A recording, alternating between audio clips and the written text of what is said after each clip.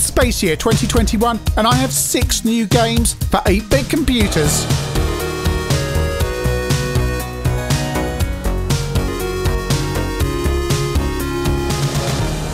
Today on ChinnyVision I'm going to look at 6 new games for 8-bit computers, and we're starting off with Escape 2020 on the VIC-20. It's 2020! You must escape 2020, okay?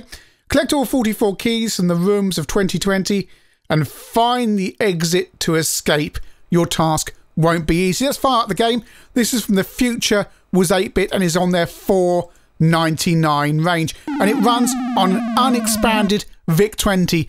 You heard me right, an unexpanded VIC-20 game.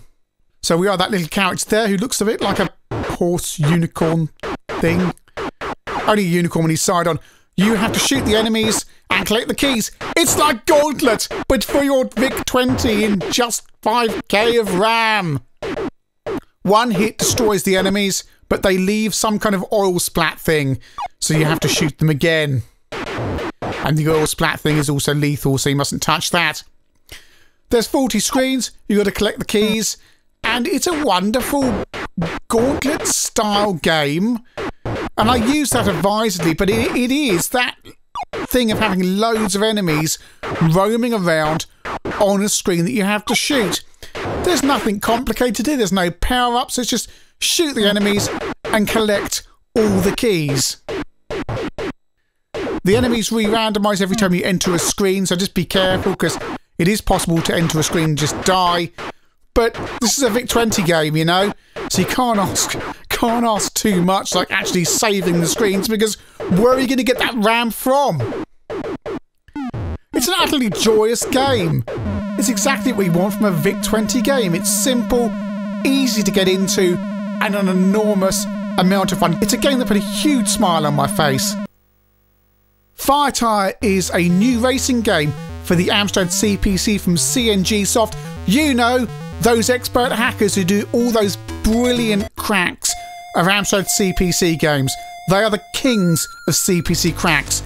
And racing games aren't something you see a lot of because, well, they're complicated and difficult to do. And this is supposed to be a stripped down racing game. Instead of engine noises, you get music the entire time. It's slightly disconcerting at first because you've got to keep an eye on when you've got to change up gear.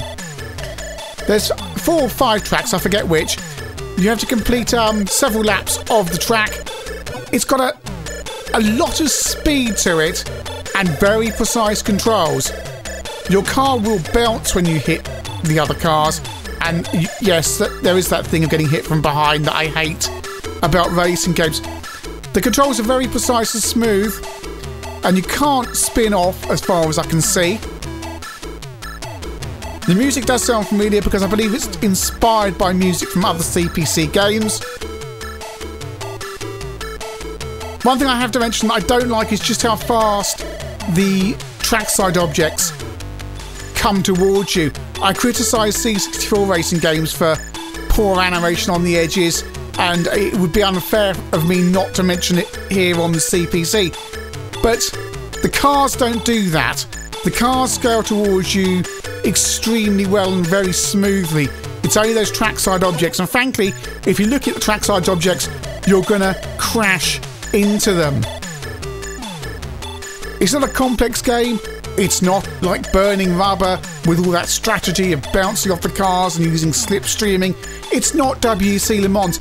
It is a stripped down racing game, and that you have to remember. If you want chases and that kind of thing, this isn't it. It is a pure racer. And my minor quibbles aside, getting hit from behind, trackside objects, it really is an enormous amount of fun. I would like to see Tyre version 2. Slightly wider track, fix those trackside objects, but it really is an enormous amount of fun. Very enjoyable. Vegetables Deluxe is a new puzzler from Mike Richmond on the Sinclair Spectrum. It's the kind of game you used to get on the cover tape of Your Sinclair in the later years, where they used to bundle on puzzlers onto the Magnificent 7 tape. And it's a match 3 objects game. So you have to go around the grid, line up 3 objects, and you can move one of them around and lo and behold, objects drop down. You've played a million games like this. Okay, in the classic gaming mode here, there's nothing original because you've seen it before, but it is done rather well, and it's enjoyable as well. But where the game's party trick is the extra modes it has. And one of them, for example, is Countdown, like this running on my 48K Plus, where you only have a certain amount of time to make the moves. This adds an extra dimension into the game, and for me, this is the most enjoyable game mode of the lot. You've got to think quickly and move quickly as well in order to beat the time limit. There's other game modes as well, such as shopping. The game is available on physical release, so you can get a copy on an actual tape. One thing I did note, unfortunately, and I have mentioned this to Mike, is on my Grey Plus 2, some of the game modes, such as Countdown and shopping, don't appear to work properly. I had a problem with the game effectively beginning to playing itself by dropping down lots of matching objects. Mike is looking into that and hoping to fix that, so hopefully that won't impact you. It was my Grey Plus 2 on my 48K Plus. The game runs absolutely fine. If you enjoyed the kind of polished puzzler that was bundled onto the Your Sinclair tapes in the later years, then this is certainly a game you should try out. The ABBUC ABUC software contest has been a rich picking ground for ChinnyVision. RGB, the superb Atari 8-bit game, came from there. And Last Squadron is another game from that competition. It's a shoot 'em up, a bit like 1942 and 1943.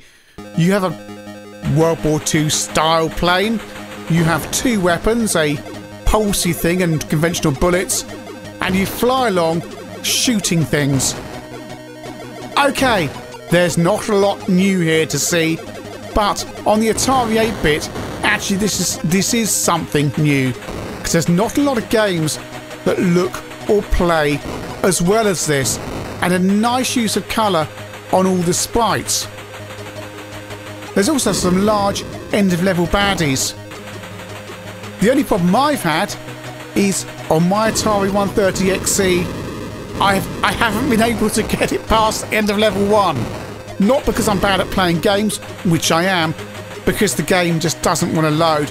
I'm sure that's something to do with my configuration, because on emulation I've been playing it onto level 2 and 3 absolutely fine. But I don't want to show that because we're a real hardware channel. If you've got an Atari 8-bit, this is a great shoot-em-up game. Speaking of shoot-em-ups, here's Zeta Wing. And this is a game, well, it's been covered so much on other channels, and lots of people asked me to review it, and I was going, well, it's on everywhere else, so do we need to do that? But I thought in this roundup, we should show it. The game costs, I think it's about £4 to download. I assume there's physical versions available as well. The game has its own website, you can get all the details from there. I was looking in all the wrong places for this, and eventually, well, the obvious place was the programmer's own website. It's inspired by Gemini Wing, if you hadn't guessed already, and certainly you will guess when you've seen this end of level 1 baddie. There are power-ups, so that take quite a while to get them. What the game does have is all these lovely parallax effects, as you can see on level 3. Real depth, that's a really nice use of the C64's hardware. Unfortunately, some of the levels do have backgrounds that make things very hard to see. If you like shoot 'em ups, then you're going to like Zeta Wing. If you're not a shoot 'em up fan, there's not going to be an awful lot for you to see here. The game does ramp up in its difficulty considerably from level 4 onwards. I found it very enjoyable, but sometimes the sprites did get a little bit lost in the backgrounds. Our final game of the day is Cheesy Trials by the Futurist 8-bit, another $4.99 game. This requires 24K expanded RAM on your VIC, so it won't run on an unexpanded VIC. You have a mouse, and all you have to do is collect the cheese. But the thing is, as you can see, every time you collect a piece of cheese, another part of the puzzle reveals itself. So it's a platformer puzzler. It's a bit like being I don't know, a kind of a lab rat or something. You have to go through all these different things in order to get your cheese. So we jump over the gap there and suddenly, oh look, there's another level. And there's some bomb things in the level. You can retry each level as many times as you like. There we go, that's a melting bridge, so we've got to be very careful. Jump back over it. Timing is everything. Learning the level is the key to it. The graphics are all 2-colour, but it needs to be that for this high resolution look the game has. High resolution for the Vic, that is. It's a so curious game because it feels far more modern than the concept actually is. It feels like the kind of games you get on a mobile phone these days, but here it is on your VIC-20. So that's 6 new games for the 8-bits. Escape 2020 is a seriously impressive Gauntlet expired game for an unexpanded VIC-20. If you've just bought a VIC-20 on eBay, you don't have any RAM expansion or anything like that, then get yourself a copy of this game. I don't think you're going to find anything better, frankly. Certainly in the modern era. Tyre does what it says on the tin. It's a no-frills CPC racer. I'm seriously impressed at the speed and the sprite complexity on the game. My mind niggle is the speed and jerkiness the trackside objects go past at. But concentrate on the track and you have an enormous amount of fun with this game. Burning rubber, it isn't, but hey, we all know the Batman group have got something up their sleeves. Well, hopefully soon. Vegetables Deluxe is a solid Spectrum puzzler in the mould of the games you got on your Magnificent 7, your Sinclair tape. It doesn't set the world alight, but it doesn't set out to do that. I think the thing that's really good about this game is actually some of those specialised gaming modes, specifically the countdown mode, which I really enjoyed. But watch out, if you've got a Grey Plus 2, you might find some of those game modes won't work properly, but hopefully Mike's working on that. I suspect some C64 owners might sneer at Last Squadron, especially when they've got Zeta Wing, but Last Squadron is actually a very, very playable game. No, it doesn't have the visuals of Zeta Wing. If you like 1942, 1943, that kind of game, then this is probably the best of its type on the Atari 8-bit systems. To be honest, everyone's said what's needed to be said about Zeta Wing. It's a really good modern shoot 'em up for the C64.